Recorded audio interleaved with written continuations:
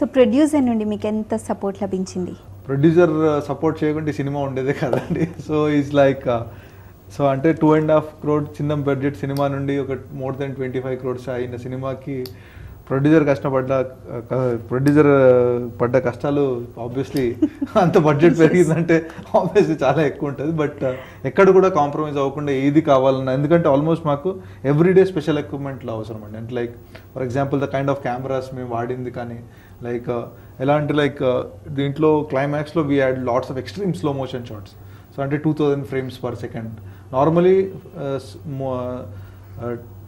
Speed అంటే 24 frames per second అని speed ఉంటుంది నార్మల్ యాక్షన్ జరిగేది.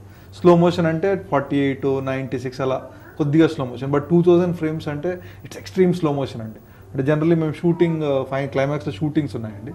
సో అంటే గ్లాసెస్ పగలడం కానీ అలాంటి లైక్ వాల్ పగలడము, సో అలాంటివి యూజ్ చేసాం. సో దానికి it's a very expensive cameras అండి. సో దానికి అది కానీ like the kind of lenses we used, cranes we used, అంటే అన్ని almost every day was special requirement అండి. సో అంత అది ఎక్కడ కూడా ఓకే ఇది అవసరమా అని అడగలేదండి. So whatever we asked he has given అండి. ద కైండ్ ఆఫ్ అంటే the amount of light we use, the kind number of days of shoot, సీజీకి ఇన్ని రోజులు పట్టినా కూడా ఎక్కడ కూడా అంటే okay we are doing a great film, let's do it అన్న సపోర్ట్ మాకు ప్రొడ్యూసర్ ఇచ్చారండి. And he rightfully deserves whatever is he has got అండి. సో దేనిలోనూ కాంప్రమైజ్ అవ్వలేదంటారు. అంటే ప్రొడ్యూసర్ సైడ్ నుండి ఎక్కడ కూడా మాకు ఎక్కడ కూడా ఇది లేదు అని అలా అనిపించలేదండి. Whatever we asked and he gave us అండి. సో అంటే మ్యూజిక్ కూడా సపోర్ట్ చేసిందంటారా ఆ ఫీల్ తేడానికి? ఈ సినిమాకి అంటే లైక్ అంటే నేను ఇది చేశాను అని అనడానికి లేదండి. ఎవ్రీ డిపార్ట్మెంట్ కాంట్రిబ్యూటెడ్ ఇట్స్ 100% అండి. Be it art direction, be it costumes, be it acting, visual effects, music, ఏదన్నా ఏ డిపార్ట్మెంట్ అయినా లైక్ మేకప్ కానీ లైక్ హెయిర్ స్టైల్ కానీ every department contributed more than 100%. అంటే అందరూ కలిసి కృషి చేసి చేసిన సినిమా ఈగా అండి. So every one right from director to the smallest person, అది ఎవరన్నా అనుకోవచ్చు. సో అందరూ 100% కృషిపడి చేసిన సినిమా అండి. And that is the result Eega is అండి. ఇంకా బాలీవుడ్ విషయానికి వస్తే దబాంగ్ 2లో మీరు చేస్తున్నట్లు ఇంతకుముందు అన్నారు, కానీ మళ్ళీ మీరు తప్పుకున్నారు, ఎందుకంటారు?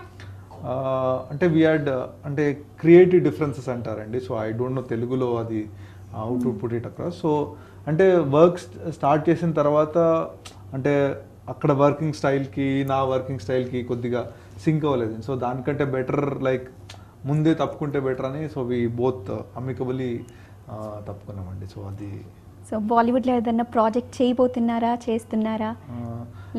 యాజ్ ఆఫ్ నౌ నేను ఇంకా ఏ సినిమా ఒప్పుకోలేదండి. ఐ హ్యావ్ ఆఫర్స్, బట్ అంటే ఈగా పోస్ట్పోన్ అయినందువల్ల ఏమైందంటే like I did not accept any films అండి.